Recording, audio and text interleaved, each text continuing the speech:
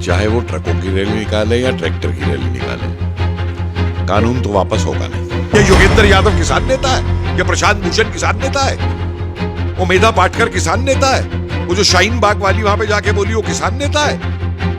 अरे ये सब के सब जो हैं ये अपनी राजनीति के लिए, क्योंकि ये पिट चुके हैं। आज कांग्रेसियों को लूट का माल नहीं मिलना स्कैम करने के ऊपर, रो रहे हैं। आज उनको बोर्डों की चेयरमैनशिप नहीं मिल रही पैसा कमाने के लिए, रो रहे हैं। और ये जो साफ मैं बात कर रहा हूं आपको, ये जो बैठे हुए हैं ये आड़ती हैं, ये जो बैठे हुए हैं ये वो धनी किसान हैं जिनके पास 100-100, 200 एकड़ जमीन है। ये सारे धनी लोग हैं। मंझले किसान और गरीब किसान की तो इन्हें चिंता तक नहीं है। उसकी फसल को, जो मैंने बार बार कहा है, उसकी फसल को तो मंडी तक पहुंचने नहीं देते। सर, कृषि बिल को लगातार विरोध कर रहे हैं लोग, कृषि बिल को लेकर, चाहे राहुल गांधी हो या फिर ममता बनर्जी हो, समाधान। अब यहाँ पर ये सवाल है कि आखिरकार ऐसी क्या चीज करनी चाहिए जिससे कि ये विरोध प्रदर्शन बंद हो, क्योंकि काफी सारे किसान हैं जो कि आंदोलन पर बैठे हैं। वो ये कह रहे हैं, जैसे राकेश टिकैत जैसे लोग, वो ये कह रहे हैं कि जब तक कृषि कानून वापस नहीं चला जाएगा हम यहाँ से नहीं हटेंगे। बल्कि वो डेट भी बताते हैं कि 26 तारीख को हम ट्रकों की रैली निकालेंगे।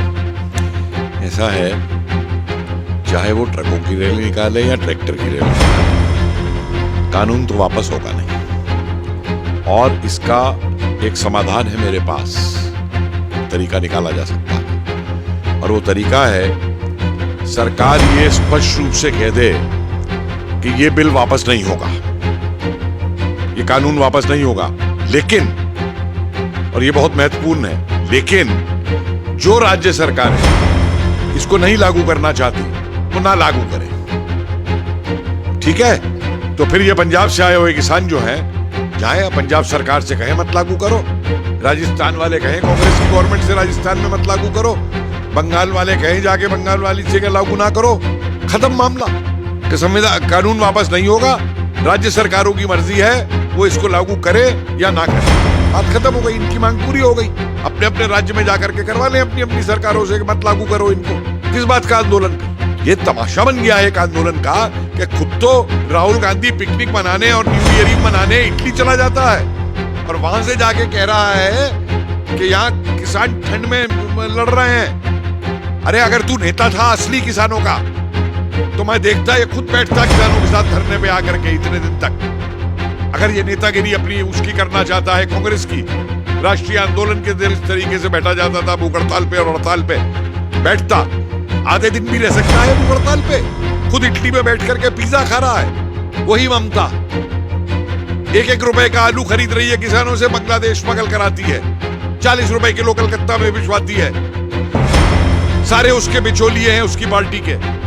और ये जो साफ मैं बात कर रहा हूं आपको, ये जो बैठे हुए हैं ये आड़ती हैं, ये जो बैठे हुए हैं ये वो धनी किसान हैं जिनके पास 100-100, 200 एकड़ जमीन है। किसान वो होता है जो खुद खेती करता है अपना, और वो किसान आज भी खेती कर रहा है, अपनी फसल उगा रहा है, और सरकार ने जो सहूलियतें दी हैं उन सहूलियतों को लेके चल रहा है। सर, अगर ममता बनर्जी की बात करें तो ममता बनर्जी जिस तरीके से इस कानून का विरोध कर रही हैं डे 1 से, तो यहाँ पर लोगों की तरफ से ये भी कहना है कि 4 महीने बाद जो इलेक्शन आने वाले हैं उन सारी चीजों को लेकर ये सारी चाल और हथकंडे अपनाए जा रहे हैं। आप समझ रहे हैं कि बंगाल का किसान ममता को वोट दे देगा? जिस किसान का वो शोषण करती है, जिस किसान तक आज तक उसने कृषि योजनाएं जो और किसानों की थी वो नहीं पहुंचने दी केंद्र सरकार की। अरे ममता विरोध इसलिए नहीं कर रही है वोट के चक्कर में, ममता विरोध कर रही है क्योंकि अब ये एजेंट बन चुकी है कांग्रेस की, ये एजेंट बन चुकी है उन सारे नक्सलाइट्स और जिहादियों की जो देश के खिलाफ है। ये देश की गिलावत की वजह से विरोध कर रही है, अपनी सत्ता के लिए विरोध कर रही है। ये किसान के कोई पक्ष में नहीं है। ये बिचौलिए खत्म करे जाएं, किसान को उसकी कीमत पूरी मिली जाए, ये चीज ये किसान के खिलाफ है। जितनी भी चीजें हैं कृषि कानून में, उसको लेकर इतना ज्यादा विरोध क्यों हो रहा है हर सरकार, चाहे राहुल गांधी हो या फिर ममता बनर्जी? देखिए, ये विरोध कृषि कानून का है ही नहीं, मैं तो अब बिल्कुल स्पष्ट हूं इसकी। ये विरोध हो रहा है एक्सपेरिमेंट ग्राउंड बना के कि सरकार अगर इसे वापस ले लेती है तो कल को हम सीएए के खिलाफ करेंगे, कल को हम ट्रिपल तलाक के खिलाफ करेंगे वापस लो, कल को हम 370 के खिलाफ करेंगे। दुनिया मूर्ख नहीं है, ये देश बेवकूफ नहीं है जो इस चाल को नहीं समझ रहा है नक्सलाइट्स की और पीएफआई की और आईएसआई एजेंट्स की और खालिस्तानी एजेंट्स की। कहां से तब मुंह लग रहे हैं ये? कहां से ये काजू किशमिश आ रही है? ये कहां से ब्यूटी पार्लर आ रहे हैं? ये किसान होता है, किसान से लड़ता है। ये सारे धनी लोग हैं मंझले किसान और गरीब किसान की तो इन्हें चिंता तक नहीं है। उसकी फसल को, जो मैंने बार बार कहा है, उसकी फसल को तो ये मंडी तक पहुंचने नहीं देते। तो सीधा काम सरकार करे कि कहे कानून हम वापस नहीं लेंगे, जिस राज्य को लागू नहीं करना है वो राज्य इसको ना लागू करे, और अगर राज्यों में लागू नहीं करवाना है तो जाके किसान अपनी राज्य सरकार से बात करे। हमने खुली छूट दे दी है राज्यों को कि लागू करें या ना करें। ममता बनर्जी की बात करें तो पश्चिम बंगाल में तमाम समस्या है, उनको लेकर ममता बनर्जी कभी भी बात नहीं करती कि किस तरीके से बीजेपी के कार्यकर्ताओं को दिन दहाड़े मार दिया जाता है और वहीं पर बीजेपी की रैली में जूते तक चलाए जाते हैं। उसको लेकर ममता बनर्जी कुछ नहीं कहती। अगर बात रही कृषि कानून की तो उसको लेकर ये कहती है कि हम उसे लागू तक नहीं होने देंगे, यहाँ पे आने नहीं देंगे। आप बताइए, ये वो है जो कहती थी मैं सीबीआई को ऑपरेट नहीं करने दूंगी बंगाल के अंदर। उस समय ये क्या बोली थी जब वो बंगाल का मौलवी कह रहा था कि मोदी जी की दाढ़ी लेके आओ और मैं 10 लाख रुपए इनाम दूंगा, तब कहाँ गई थी ये ममता? इसके लिए कोई कुछ बोल दे तो इसको आग लग जाती है, कोई ट्विटर पे लिख दे या फेसबुक पे लिख दे तो उसको गिरफ्तार करवा लेती है। तो यह दिन बन गई है पूरी की पूरी। जितनी भी तरीके की चीजें टीएमसी के कार्यकर्ता या फिर ममता बनर्जी की तरफ से की जा रही है, तो आपको क्या लगता है कि 4 महीने बाद जो इलेक्शन होने वाले हैं, इन सारी चीजों का रिजल्ट देखने को मिलेगा दीदी को? क्योंकि दीदी तो अभी किसानों की अन्नदाता बनी हुई है, अन्नदाताओं की भगवान बनी हुई है, जिस तरीके से वो बात कर रही है। भाई अपने आप मैं कह दूं मैं कुछ भी हूं, मैं भगवान बन गया हूं, मैं किसानों का भगवान बन जाऊंगा, मैं कह दूंगा तो जो मर्जी ये करती रहे। देखिए, बंगाल की जनता बेवकूफ नहीं है। बंगाल की जनता एक बहुत ही जागरूक जनता है बंगाल की। मत भूलिए कि बंगाल ने राष्ट्रवादी आंदोलन को, अंग्रेजों के खिलाफ संघर्ष को किस तरीके से बंगाल ने जो है नेतृत्व प्रदान किया था, चाहे वो क्रांतिकारी रहे हो और चाहे वो देशबंधु चित्तरंजन दास रहे हो और चाहे वो नेताजी सुभाष चंद्र बोस रहे हो और चाहे वो श्यामा प्रसाद मुखर्जी रहे हो। किस तरीके से इन लोगों ने बंगाल को बचाया था और बंगाल के लिए कुर्बानियां दी थी। बंगाल की जनता बेवकूफ नहीं है और ना ये बंगाल की जनता अब नक्सलाइटों और लेफ्टिस्टों के कहने पे चलेगी और ना राष्ट्र विरोधी तत्वों के ऊपर चलेगी, ना उनके ऊपर चलेगी जो बांग्लादेश से घुसा करके यहाँ पे लोगों को यहाँ की नागरिकता दिलवा रहे हैं। विपक्ष की बात करें तो जितनी भी विपक्षी पार्टियां हैं या फिर यानी कि जितनी भी राजनीतिक दल हैं, चाहे फिर वो केजरीवाल हो या फिर तमाम अन्य नेता हो, आखिरकार ये इस तरीके की बातें क्यों कर रहे हैं? और यहाँ पर किसानों की अगर हम बात करें, जो आंदोलन चल रहा है उसमें मीटिंग हो रही है, बार बार पीएम नरेंद्र मोदी समझाने की कोशिश कर रहे हैं, पर उसके बावजूद भी किसानों की तरफ से जो आंदोलन हो रहा है उसमें से कुछ लोग निकलकर सामने आ रहे हैं और ये कह रहे हैं कि हम किसानों के नेता हैं और वो डेटे भी बता रहे हैं कि हम तब तक आंदोलन करेंगे। देखिए, ऐसा है, मैं बार बार एक बात कह रहा हूं कि अब ये किसान आंदोलन नहीं रहा है।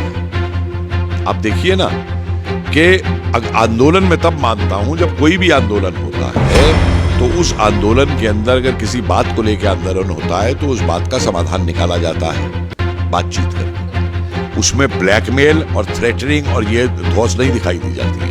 इन्हें मालूम है स्टेट पावर क्या है, ये क्या धौंस दे रहे हैं ये। और जिस दिन सरकार ये बात कर देगी जो मैं कह रहा हूं, तो आप देखिए ये जितने असली किसान हैं वो यहाँ नहीं रहेगा। अगर कुछ है वो नहीं रहेगा यहाँ पे, और यहाँ पे रह जाएंगे सिर्फ देशद्रोही वाले जो बैठे हुए हैं। और इनको इसके ऊपर जो सरकार डंडा चलाएगी, इनका इलाज देखिएगा क्या होगा। ये योगेंद्र यादव किसान नेता है, ये प्रशांत भूषण किसान नेता है, वो मेधा पाटकर किसान नेता है, वो जो शाहीन बाग वाली वहां पे जाके बोली वो किसान नेता है। अरे ये सब के सब जो हैं ये अपनी राजनीति के लिए, क्योंकि ये पिट चुके हैं। आज कांग्रेसियों को लूट का माल नहीं मिल रहा स्कैम करने के ऊपर, रो रहे हैं। आज उनको बोर्डों की चेयरमैनशिप नहीं मिल रही पैसा कमाने के लिए, रो रहे हैं, वापस सत्ता में आना चाहते हैं। आज कांग्रेस के ही राहुल गांधी अभी ट्वीट ये करके बोलते हैं और ये कहते हैं कि ये जो आंदोलन है, यानी कि जिसके लिए आपने कहा कि ये किसानों का आंदोलन नहीं है, इसी आंदोलन को लेकर राहुल गांधी ये बोलते हैं कि ये जो आंदोलन है ये चंपारण का आंदोलन बन चुका है और जनता एकजुट हो चुकी है। राहुल गांधी को मालूम भी है कि चंपारण का आंदोलन क्या था।